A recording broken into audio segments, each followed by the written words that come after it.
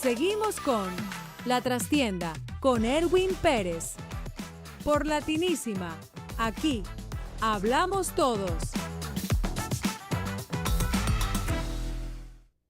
¿Cómo les va? Bienvenidos a un nuevo episodio de La Trastienda aquí en Latinísima Radio. Hoy voy a hablar con una persona que es muy importante en los medios de comunicación. Es dominicano, lleva muchos años viviendo en Estados Unidos y ya desde hace un tiempo, hace algunos pocos años, lo tenemos aquí entre nosotros en Miami. Él tiene sus propias plataformas, hace su actividad periodística en los medios audiovisuales y como parte de eso nos ha sorprendido de alguna manera en los últimos tiempos con el lanzamiento de un documental muy importante del cual nos va a hablar ahora. El documental se llama Where is Gina? ¿Dónde está Gina? Ya es bastante sugerente, ¿no? El título. Le doy la bienvenida a mi querido Rubén Reyes. ¿Cómo estás, Rubén? Mi hermano, gracias. 1.000.000 de gracias por esta oportunidad. Gracias por tu amistad. Y bueno, estamos trabajando siempre en pro del progreso y de traer cosas nuevas siempre a la audiencia y sobre todo a la comunidad.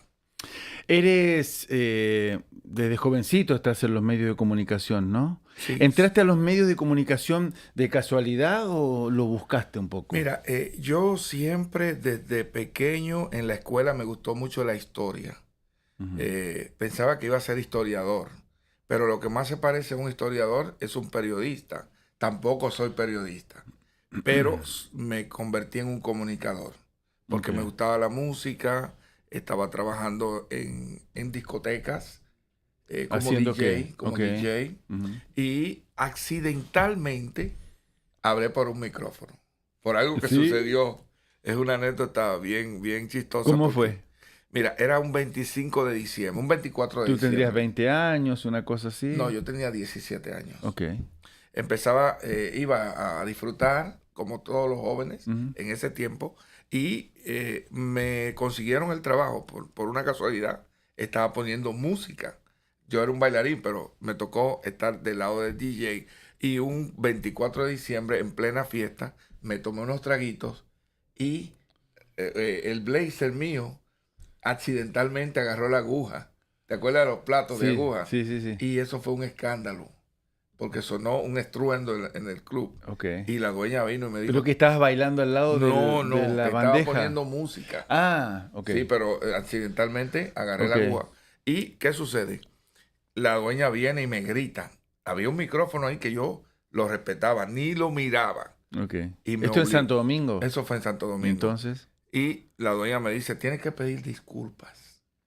Y yo digo, bueno, pero es que yo no hablo. Sí, habla, porque la discoteca estaba llena. Agarro el micrófono y hablé. Y un amigo mío, de los que siempre iban a bailar ahí, me dice, oye, ¿quién fue que habló? Dije, ¿yo? Dijo, no fuiste tú. Sí, fui yo. La señora esta me hizo que hablara.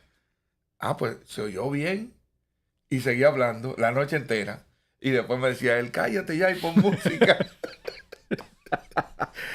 Pero es buenísima la anécdota, me encanta. De esa manera, y con otra gente que me escucharon, me di cuenta que mi voz tenía algo que podía sacarle provecho.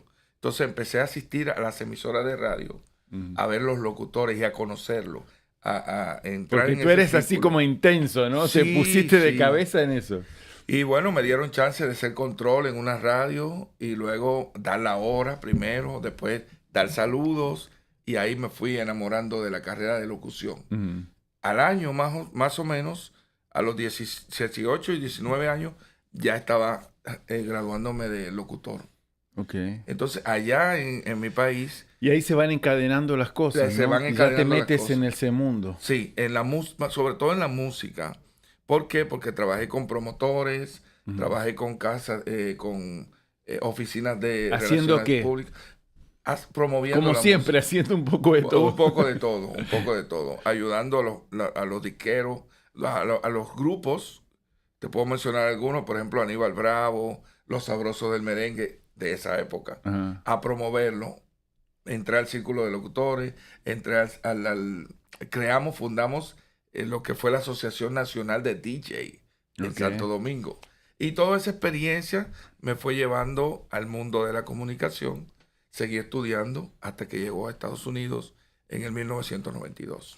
¿No crees que esa variedad, esa versatilidad tuya te ha afectado un poco? Porque también yo a veces te veo haciendo entrevistas, a veces con la cámara, ahora lanzando un documental, o eso te ha favorecido. No, yo pienso que sí, porque mira, cuando yo llego a Estados Unidos, a Ujú. Nueva York, en el 92, no había chance para mí de trabajar en la radio. Solicité en algunas radios, Ok. participé en algunos concursos, pero vi que ese no era el foco. Mm. Y me dedico, como ya tenía experiencia en los clubes, me dedico a trabajar como MC, como maestro de ceremonia, presentando los grandes grupos, como Grupo Nietzsche, Grupo Guayacán, los bachateros que surgían en ese momento, el merengue que estaba en boga, estamos hablando de los 90, entre 94, y un productor de televisión me vio en tarima ¿Eso fue dónde? en Nueva York. Ok. En Nueva York. Trabajé en Manhattan, trabajé en el Bronx, en nightclubs grandes, en eventos muy grandes, siendo todavía un chamaquito prácticamente, 23, 24 años. Mm. Ahí surge la oportunidad de pisar un estudio de televisión por primera vez.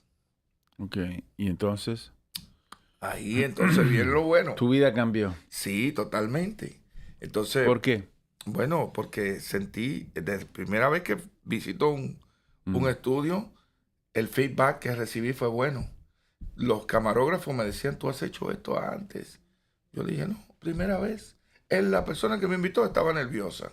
Que le mando un saludo a Arnaldo Troncoso, Ajá. que fue la persona que me dio la oportunidad de estar en televisión. Y desde ahí me enamoré de la televisión. Y seguí trabajando. Yo nunca toqué una cámara hasta ese entonces.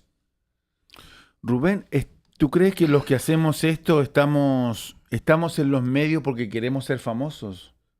No, no, no. La fama yo creo que es una consecuencia del trabajo. Pero yo amo hacer esto. Me gusta comunicar. ¿Te gusta el proceso? Sí, me gusta todo el proceso. Tanto así que luego estudio producción de televisión. Porque sabía lo difícil que es solamente estar de este lado. Okay. Y la forma que yo aplico mis conocimientos de producción es para yo hacer ciertas cosas y no depender tanto de un equipo técnico. ¿Qué comunicador admiras mucho o has admirado mucho? Bueno, mira, en mi país, ¿Presentador de televisión? Sí, sí. ¿Quién? Jackie Núñez del Risco, Freddy Veragoico, Rafael Corporán de los Santos, y bueno, de la nueva guardia, vamos a decir, Michael Miguel. ¿Pero Jochi no te gusta? Sí, Jochi A sí, mí me claro. encanta. Jochi sí. ¿Qué me puedes decir de Corporán? Que es alguien ha sido tan controvertido, tan querido y a la vez también tan cuestionado por cierta gente. ¿Cómo lo describirías tú a Corporán de los Santos, un presentador que hacía programas como Don Francisco, que siempre caemos en la comparación, en República Dominicana? ¿Cómo lo describirías a él? ¿Qué opinas de él? Mira, que en paz descanse, ¿no? En paz descanse. En el lado humano, él fue una persona muy dada al pueblo. Yo diría que fue uno de los comunicadores más cercanos al pueblo dominicano. Y el pueblo debió agradecerle más. Lamentablemente, mi abuela decía que el que se mete a Redentor termina crucificado. Y él se quitaba la comida de la boca para dársela a la gente. La historia de él es muy bonita, no sé si la conoces. No, ¿cómo? Él era un limpiabotas y él heredó la radio del señor que le limpiaba las botas. No. Sí, esa historia es digna de un documental. ¿Y el estilo que tenía?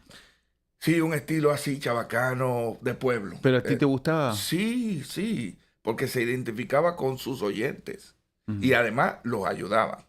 Yo estuve a punto de trabajar en una de sus emisoras. ¿Hablaste con él alguna vez? Sí, hablé con él. Hablé con él en una actividad de la Asociación de Radiodifusoras, en la cual lo hicieron en un hotel que yo era DJ y tuve la oportunidad de conversar con él. ¿Fantaseas con la posibilidad de vivir tus últimos años cuando llegue eso mucho más adelante, ¿no? ¿En República Dominicana o no está en tu horizonte vivir allá? Siempre ha estado en mi corazón. Me encanta mi país. Pero la posibilidad concreta de vivir allá. No, eso no lo sé. Eso no lo sé. Ujú. Porque ya tengo muchos años aquí en Estados Unidos. He echado raíces aquí. Me he acostumbrado a vivir aquí. Y aunque tengo familia allá todavía, pero pienso que no me veo así de inmediato. Pero en el corazón, sí, me encantaría.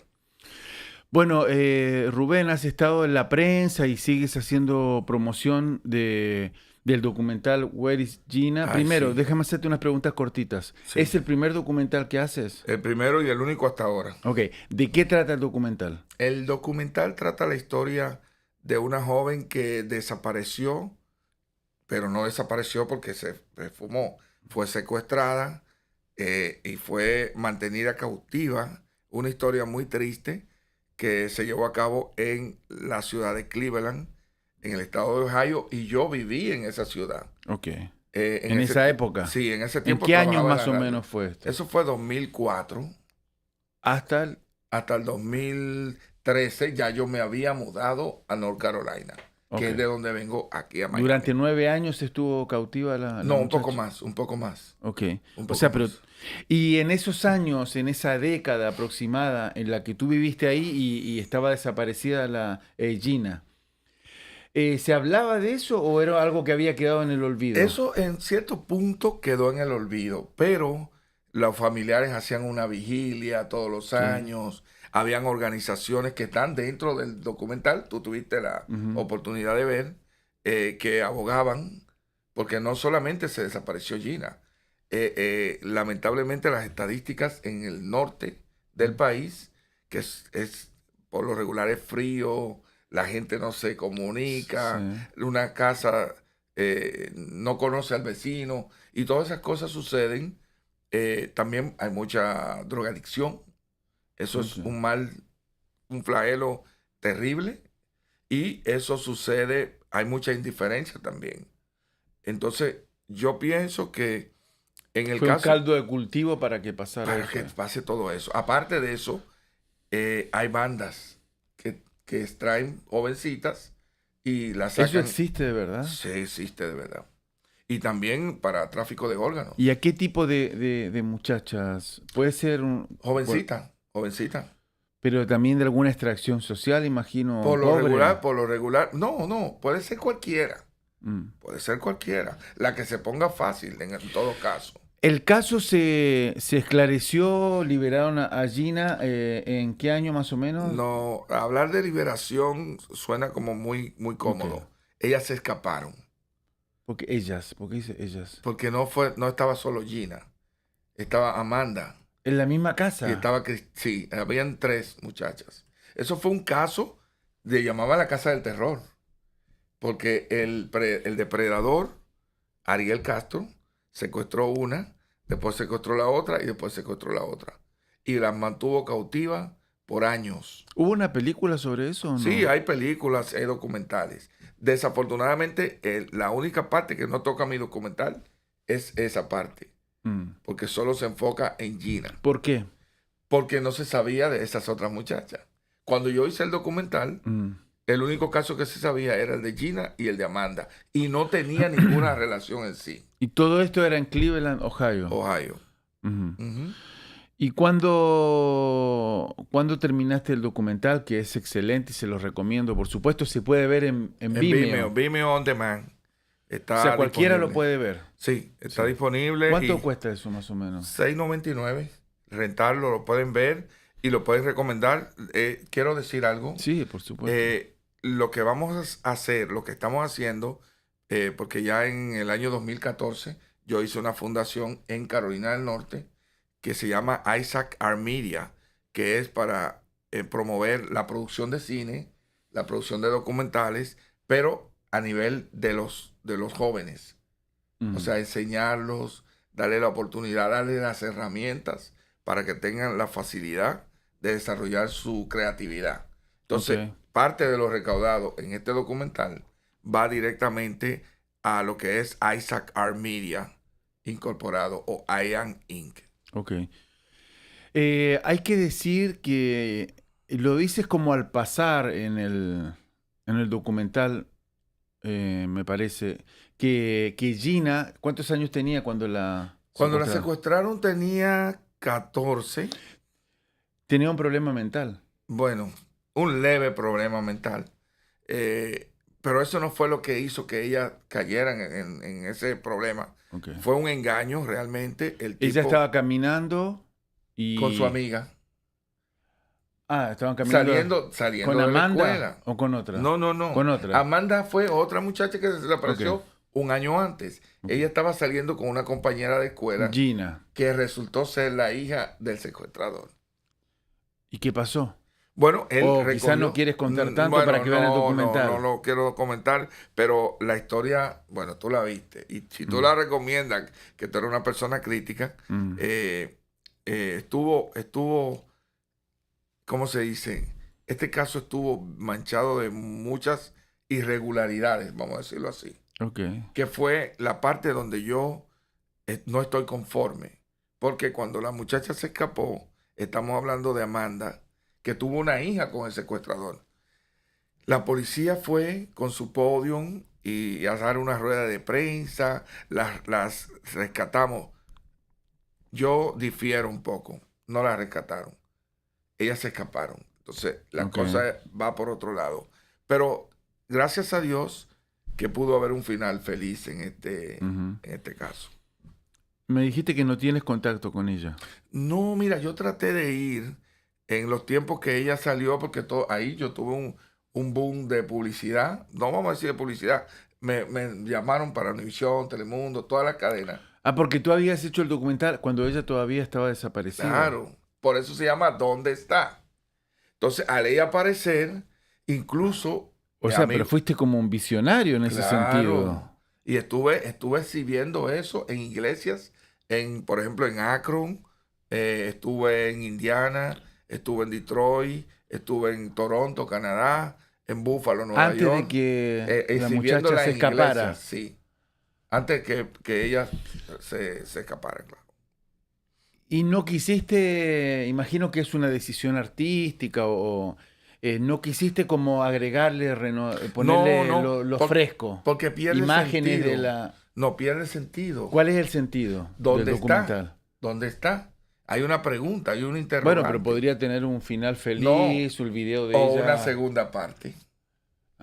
Ok. Y ya sería otro tópico completamente diferente. Acuérdate que cuando yo hice ese documental, se hizo en HD 720, que era la calidad máxima. O sea, antes de ahí, la imagen se veía muy pobre.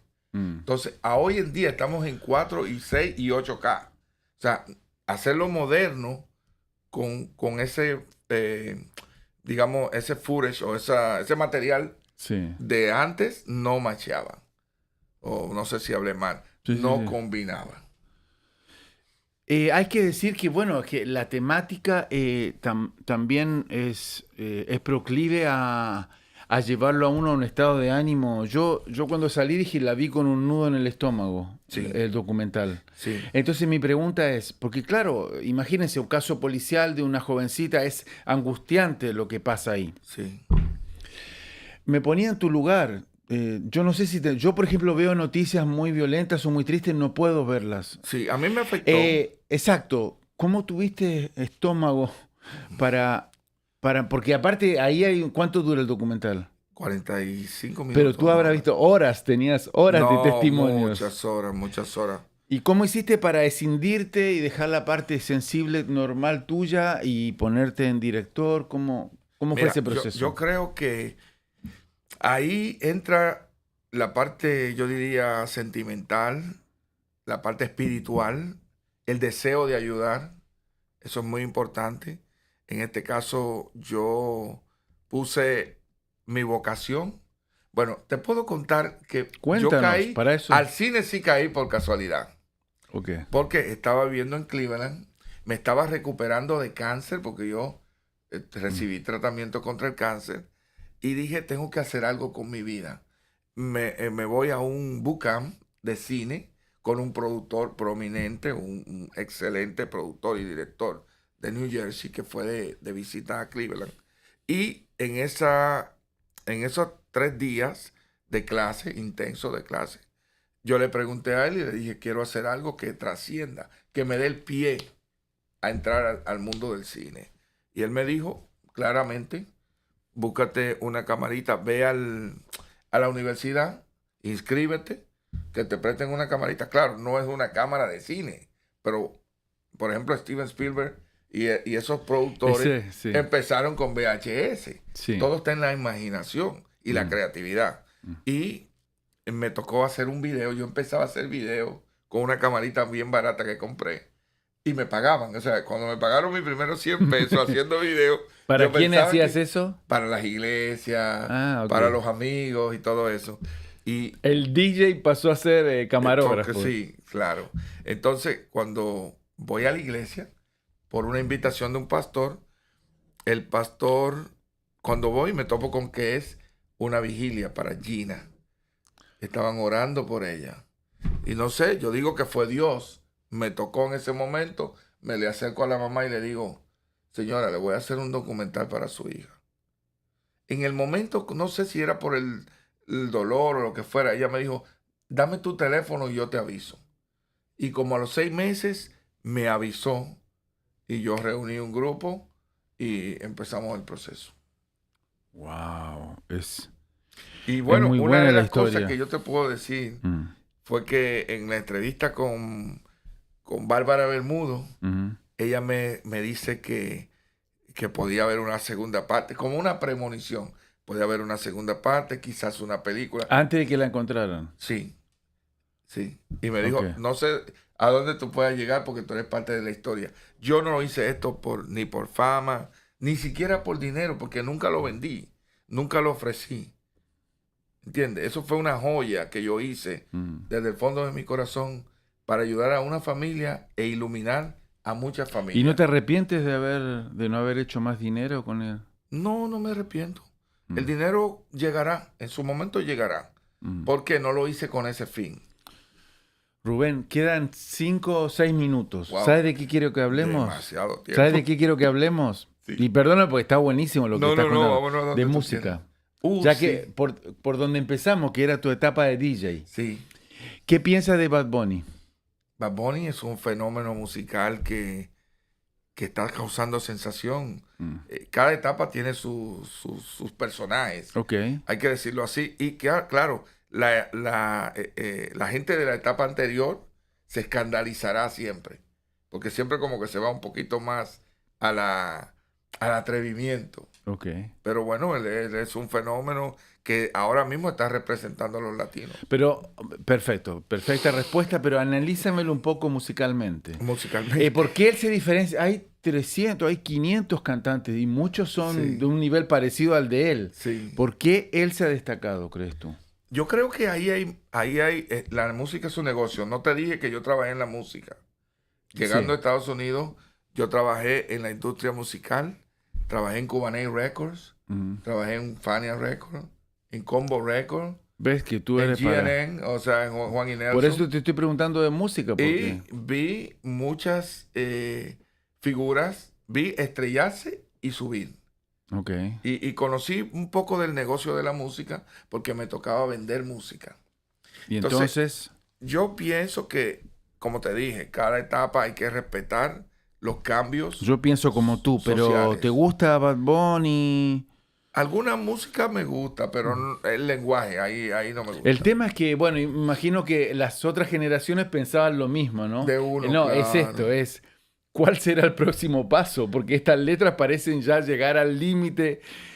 ¿Cómo seguirá la historia? No sé si estaremos para verlo. Yo lo que digo, Erwin, es que la música, al igual que todo en la vida, ha ido degenerando. Yo creo que ya no se va a necesitar músicos ni estudiar música, porque ahora mismo tú le dices a una inteligencia artificial, créame una sinfonía, o créame un mambo, o créame una salsa, o créame un vallenato, lo que sea, y te lo hace. Entonces, musicalmente hablando, estamos en decadencia, definitivamente. Pero eso es lo que está. Pero ¿no será que la gente cuando aparecieron los Beatles también decían lo mismo? Estamos en decadencia. Decían lo mismo, pero por lo menos antes teníamos la oportunidad de cometer los errores o tener el éxito los seres humanos. Hoy en día estamos demasiado asistidos y eso es una cosa que a la larga va a afectar a la humanidad.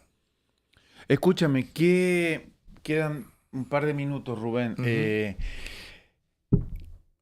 Tú has hecho 1000 entrevistas también. Ah, sí, me ha tocado. ¿Cómo ves a los artistas? ¿Qué piensas del gremio artístico en general a nivel humano? ¿Cómo los ves? Mira, el artista tiene dos funciones o dos mundos, vamos a decir. El mundo de la fantasía y el mundo humano de la realidad. Algunos se confunden. Sí, yo le hice una entrevista, ¿tú sabes a quién? ¿A quién? A Johnny Ventura. Okay. Y entendí cuando le pregunté por el éxito y cuando le pregunté por mantenerse, porque él se mantuvo desde que salió. Ese fue un fenómeno musical y social. Sí, increíble. Y fue realmente la persona que más ayudó, y la gente no lo sabe. La gente dice que Wilfrido, no, él ayudó a muchos artistas. Entonces, la parte humana no se puede separar del artista. ¿Por qué? Porque el artista, cuando baja del escenario, como dice Héctor Lavoe, decía, es un humano cualquiera. Pero se puede separar, me dijiste al principio que son dos cosas diferentes. Sí. ¿Por qué? Porque... Pero deberían separarse, ¿no? Una cosa es como son delante de las cámaras en un escenario y otra es en la vida normal, ¿o no? Absolutamente, absolutamente. ¿Qué artistas las preguntas típicas que nos hacen a los periodistas, ¿qué artistas te caen bien? Juan Luis Guerra, Ramón Orlando. Pero como a nivel de que has tratado con ellos, no de escuchar su música, bueno, que te hayan impresionado, vamos a decir. ¿Tú sabes quién? ¿Quién? Y lo vas a ver porque va a ver este programa. Alex Matos, Ruby Pérez, que lo he tratado, el comandante Aníbal Bravo, que es de merengue, Fernando Villalona, Raulín Rosendo, Joe Vera, hay muchos. Me nombraste muchos dominicanos. Sí, porque le mandamos un abrazo. He estado ligado bastante a los todos leyendas, ¿no? Sí, del merengue. Así es. Y de la música latina en general, más allá del merengue, del pop, que en estos años en Miami, que aquí pasa todo el mundo, ¿quién es que hayas visto o qué cantante que digas qué belleza de mujer, qué elegante o qué pesado tal tipo? Bueno, mira, te puedo hablar, por ejemplo, de Olga Tañón y Marc Anthony, que soy fanático de Marc Anthony. ¿Te han impresionado? Sí, y de hecho lo conocí en Nueva York cuando no era salsero. Con la colita acá atrás. Sí, cuando era un... Antes de vivir lo nuestro. Pero mucho antes. Él y la India hacían eso, ¿no? Sí, y George Lamond. Varios. Me acuerdo de George Lamond, lo entrevisté también. El freestyle que estuvo muy de moda en los 80 por allá. Tenemos que juntarnos un día solo a hablar de música. De eso. Claro, música. Claro que sí. Bueno, Rubén, me ha encantado. He disfrutado mucho la entrevista y gracias por haber pasado por aquí, por La Trastienda y por Latinísima. Felicidades y mucho éxito. A ti también. Bueno, me despido de ustedes con agradecimiento y también agradecimiento a todo el equipo de Latinísima, en especial a Carolina y a Xiomara, que son de fierro, como dicen en Argentina. Son excelentes y le hacen a uno muy fácil trabajar aquí. Así que bueno, será hasta la próxima. Gracias.